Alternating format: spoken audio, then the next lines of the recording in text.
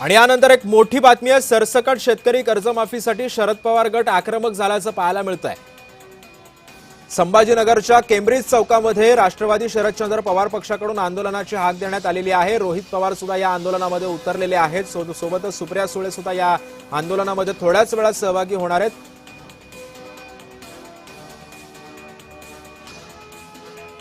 सरसकट शेतकरी कर्जमाफीसाठी शरद पवार गट आक्रमक झाल्याचं चित्र आहे। छत्रपती संभाजीनगरच्या केम्ब्रिज चौकामध्ये हे आंदोलन होतंय। रोहित पवारांच्या नेतृत्वामध्ये या आंदोलनाची हाक देण्यात आलेली आहे। एल्गार अन्नत्याग आंदोलनाचा असा नारा सुद्धा या आंदोलनातून देण्यात आलेला आहे। आणि या सगळ्या संदर्भामध्ये अधिक माहिती जाणून घेऊयात। माझा सहकारी विजय शेडे आपल्या सोबत आहे। विजय, संभाजीनगरच्या केम्ब्रिज चौकामध्ये आंदोलनाला सुरुवात झालेली आहे, काय माहिती आहे? नक्कीच तिथे जर बघितलं तर शेतकऱ्यांचं सरसकट कर्जमाफी करावी, त्याचबरोबर 2020-19चा नियम जो लावण्यात आला तो रद्द करण्यात यावा अशा मागणीसाठी आता आमदार रोहित पवार हे आक्रमक झाल्याचे पाहायला मिळत आहे। महाविकास आघाडीचे नेते देखील आता या केम्ब्रिज चौकामध्ये दाखल झालेले हजारोच्या संख्येने शेतकरी देखील याला मोठा पाठिंबा देत असल्याचे पाहायला मिळत आहे। सध्या या ठिकाणी जर बघितलं तर खासदार सुप्रिया सुळे, त्याचबरोबर खासदार कल्याण काळे, त्याचबरोबर अशोक रोहित पवार, अनिल देशमुख आणि राजेश टोपे हे नेते देखील या ठिकाणी दाखल झालेले आहेत आणि आंदोलनामध्ये सहभाग झालेला आहे। सध्या जर बघितलं तर छत्रपती संभाजीनगरमध्ये रिमझिम पावसाने आता हजेरी लावण्यास सुरुवात झालेली आहे। भर पावसामध्ये हे नेते जे आहेत ते आता आंदोलनामध्ये सहभागी झाल्याचं पाहायला मिळत आहे। शेतकऱ्यांच्या हक्कासाठी रस्त्यावरती उतरत असल्याची प्रतिक्रिया जी आहे ती आता रोहित पवार यांनी दिली आपल्याला पाहायला मिळत आहे। सध्या छत्रपती संभाजीनगरमध्ये पाऊस चालू झालेला आहे, मात्र संपूर्ण नेते जे आहेत आता भर पावसामध्ये या आंदोलनात सहभागी झालेले आहेत। शेतकऱ्यांचं कर्जमुक्त करावं अशी मागणी घेऊन आता हे नेते जे आहेत। विजय, आपण आधी बघितलं असेल तर रोहित पवारांनी उपोषणाचं सुद्धा हत्यार उपसलेलं होतं शेतकऱ्यांसाठी। आज सुद्धा अन्नत्याग करणार आहेत का रोहित पवार? आणि एकंदरीतच सरकारकडून काही मनधरणीचे प्रयत्न किंवा काही आश्वासनं मिळतात का रोहित पवार आणि या शरद पवार गटाला? नक्कीच सुद्धा जर बघितलं तर पंढरपूर या ठिकाणी रोहित पवार यांनी उपोषण केलं होतं। त्या उपोषणाच्या वेळी सरकारने त्यांना आश्वासन दिलं होतं सरसकट कर्ज। विजय, मी तुला थोडंसं थांबवतो। आणखी काही एक महत्वाचे अपडेट सध्या आपल्या सोबत आहेत। आपल्याला दिलेलं वचन त्यांनी पाळलं नाही, त्यासाठी पुन्हा हा लढा आपल्याला उभा करावा लागत आहे। खरं तर आपल्या सगळ्यांना माहिती आहे की 19 साली ज्यावेळी उद्धव ठाकरे साहेब आम्ही सगळेच मंत्रिमंडळात होतो आणि त्यावेळी महात्मा फुलेंच्या नावाने जाहीर झालेली जी योजना आहे, जी कर्जमाफी आहे, त्या कर्जमाफीतल्या लोकांना आता या नव्या पुण्यश्लोक अहिल्याबाई होळकरांच्या योजनेमध्ये आपल्याला खऱ्या अर्थाने सहभागी होता येणार नाही।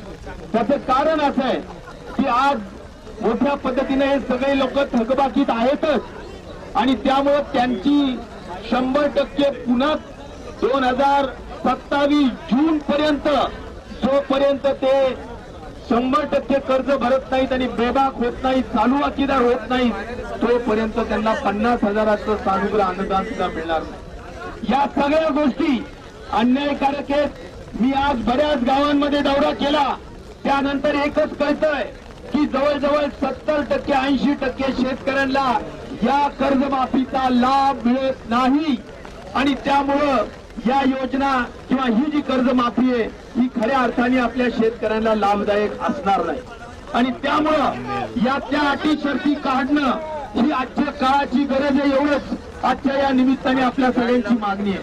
मित्रांनो, विमा जवळजवळ सगळ्यांनी भरला पण विमा मिळत नाहीये।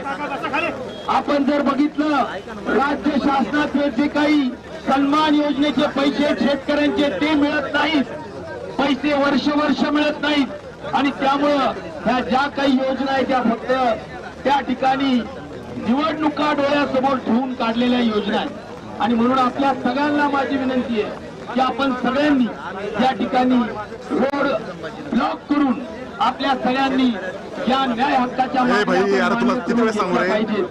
आज आपण जर बघितलं हे सगळे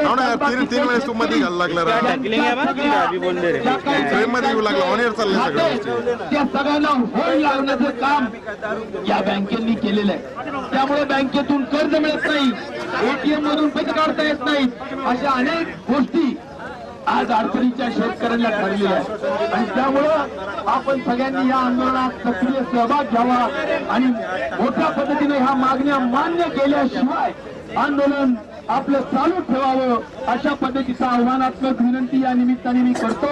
आज आपल्या पक्षाचे नेते सगळे जे आलेत त्या सगळ्यांचं मी पुन्हा एकदा मराठवाड्याच्या या पुण्यभूमीत स्वागत करतो, आभार आणि आपण पाठबळ देत राहावं अशी विनंती करतो।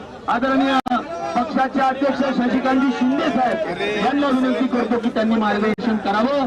धन्यवाद। जय हिंद, जय महाराष्ट्र। थांब थांब थांब थांब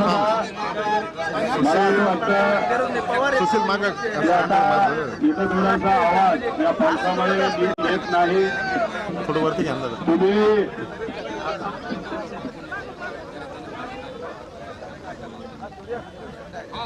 तुम्हाला काय अरुण देशमुख आपल्या सगळ्यांना मार्गदर्शन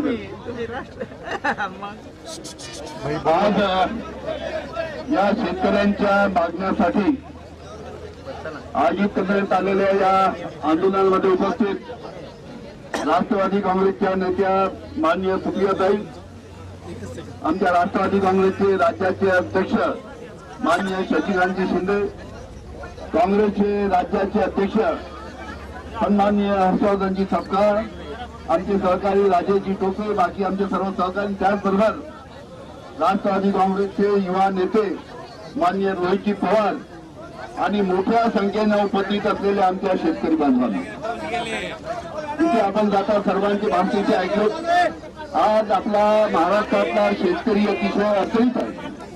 त्याच्या कांद्याला भाव नाही, त्याच्या सोयाबीनला भाव नाही, त्याच्या कापसाला भाव नाही, त्याच्या संत्र्याला भाव नाही, त्याच्या मोसंबीला भाव नाही। अशा अडचणीच्या परिस्थितीमध्ये शेतकऱ्यांची सरसकट कर्जमाफी झाली पाहिजे, शेतकऱ्यांची सरसकट कर्जमाफी झाली पाहिजे ही महाराष्ट्राच्या शेतकऱ्यांची मागणी आहे।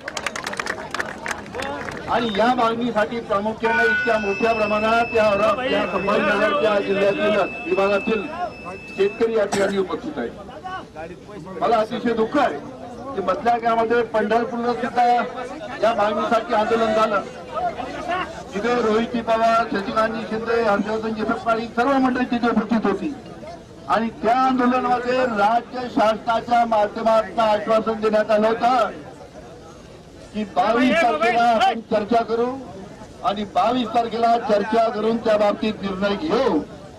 अशा पद्धतीने आंदोलन दडपण्यात आलं। 22 तारखेला कोणती मिटिंग झाली नाही, कोणती सरकारने पुढे पावलं उचलली नाहीत। याचा अर्थ तुम्ही समजून घ्या की शेतकरी लोकांच्या, शेतकरी आमच्या सर्व शेतकऱ्यांच्या जो अतिशय महत्वाचा प्रश्न कर्जमाफीचा त्याच्या बाबतीत सरकार लक्ष घालायला तयार नाही। आपल्याला आठवतं माननीय शरद पवार साहेबांनी जेव्हा केंद्रामध्ये आपले पंतप्रधान होते मनमोहन सिंग यांनी शरद पवार साहेबांनी जी कर्जमाफी दिली होती ती सरसकट कर्जमाफी दिली होती।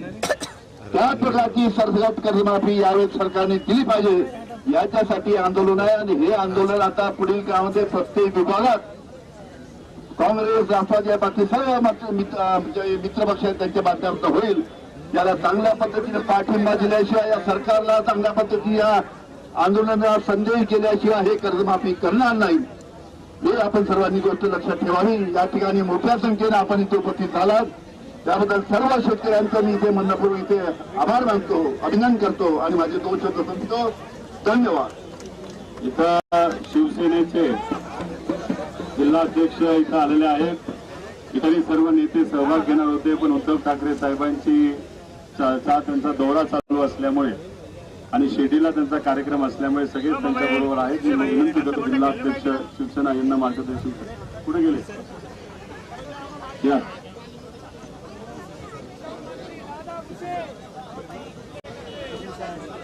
सर्व युवा नेते रोहितदादा पवार यांच्या मार्गदर्शनाखाली शेतकऱ्यासाठी हे आंदोलन आपण शेतकऱ्यांनी कुठेही शांत राहता कामा नये, हे तुमच्या आमच्यासाठी आहे।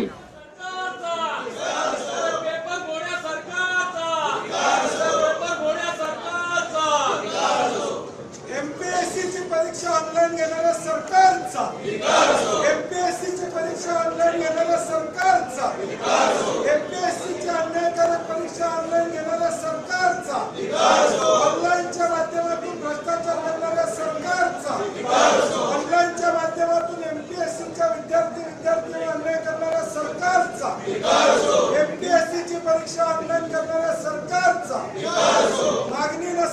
परीक्षा ऑनलाईन करणाऱ्या सरकारचा, एमपीएससीची परीक्षा ऑनलाईन करणाऱ्या सरकारचा, टीईटीचे पेपर फोडणाऱ्या सरकारचा,